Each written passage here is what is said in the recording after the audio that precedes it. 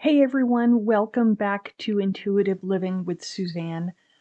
So I had a topic request recently from a friend and colleague, and she suggested I talk about dealing with doubt. Now, this is something we all experience at some point or another, so let's talk about it.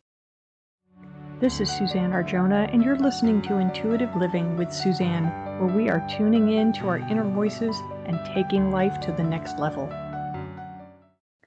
So, self doubt is something most of us deal with at some point or another. We question our abilities, our motives, our physical appearance. The underlying cause is typically our concern about what others think or feel about us. Okay. Now, we often think it just comes from within, and sometimes it does. But there's another core cause, and that is that we're letting what we think someone else thinks or feels affect how we think and feel about ourselves. Okay, did that make sense? So let's break this down. Number one, we think someone else is thinking or feeling a certain way about us. Okay, we think it's in our mind. We don't know, they haven't said anything. We just imagine or believe it. And we've projected that idea onto the other person. And then, number two, we've internalized it to affect our own actions. Okay?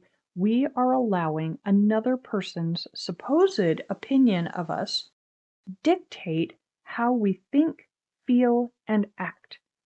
Now, that's giving a lot of our power away to another person, right?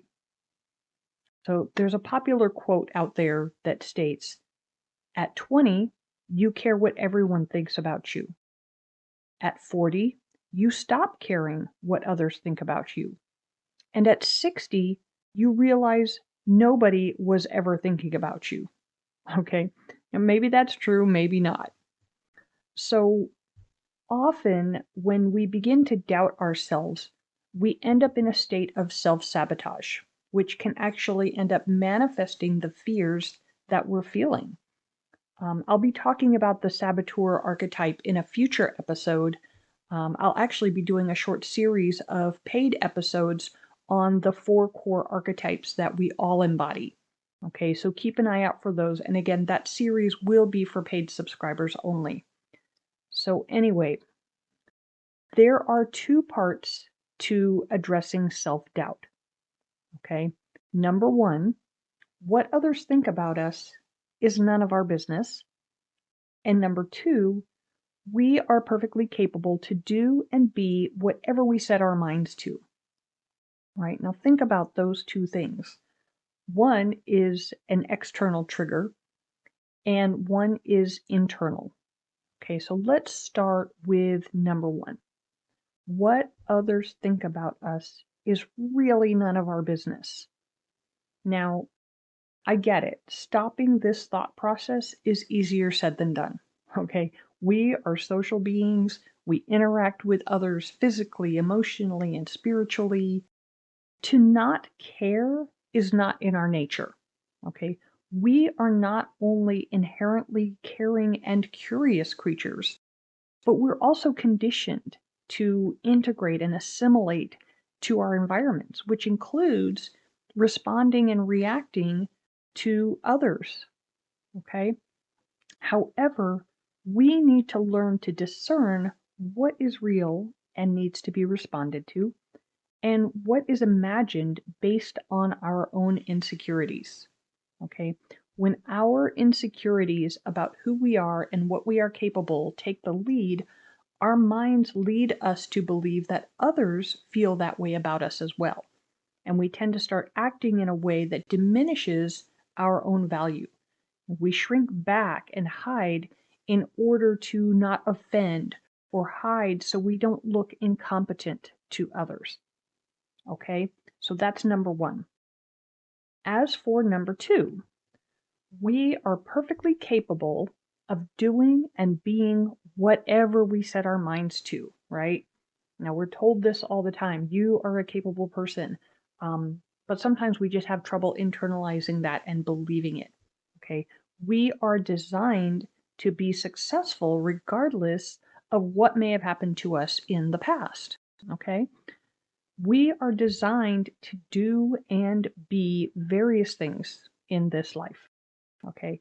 If we stay focused on what we're doing and being in the present moment and not as concerned with what we did in the past or what was done to us in the past, our minds can get on with the task of moving forward. So there are a number of issues that could be sabotaging your internal self-talk. Okay, past traumas, past failures, a lack of true motivation, and that's a whole nother podcast episode in and of itself. But uncovering and addressing these issues with a counselor or a coach can help reverse that self-doubt, and it can help build you back up. We don't have the time here on this program today to address all that, as it's unique to each person. So that's why I recommend, get with somebody, get with a professional who can help you work through some of those issues. Okay. So think about Thomas Edison. Okay, everybody knows this story. Thomas Edison and his team, they tried to refine the incandescent lamp over 1,000 times before they got it right. Can you imagine the external criticism he probably received after the 10th or 20th failure? Okay. Can you imagine the internal doubts he might have had after the 200th failure? Right? Now, but he had a purpose and a drive. So I don't know Thomas Edison's personal story, but if you can imagine being able to stave off the external and internal critics and keep going for that long, that's what we need to find in ourselves, okay? And likely we don't need to fend off doubts of 1,000 failed attempts, okay? We probably just need to pick ourselves up after a few, or maybe even a few dozen, okay? So again, I get it. Much of this is easier said than done, right? Mindset work is just that. It's work, okay? We need to work at staying true to ourselves until we can build the confidence and it becomes our nature. But just becoming aware of what may be triggering your self-doubts, whether the triggers are internal or external, will begin to lead you in a direction of moving forward. So, in a nutshell, dealing with doubt, my 2 key points to work on are, number 1, not letting what others think about you affect your actions or your feelings. And number 2, reprogramming your inner dialogue to move from doubt to confidence that you are capable and have a purpose in all you do. Okay, so let me know what you think about all this. I look forward to the discussion, and any questions you might have on this topic or your own personal experience with it, post it down in the comments. I will address questions, and if you have specific instances about your own life or certain things you're dealing with, post that down there. If it's too personal, you can shoot me a DM, you can reach me on Instagram or wherever, and let me know and we'll address that. So I really look forward to that conversation. But meanwhile, until next time, thank you again for joining me here today, and I wish you all the brightest blessings.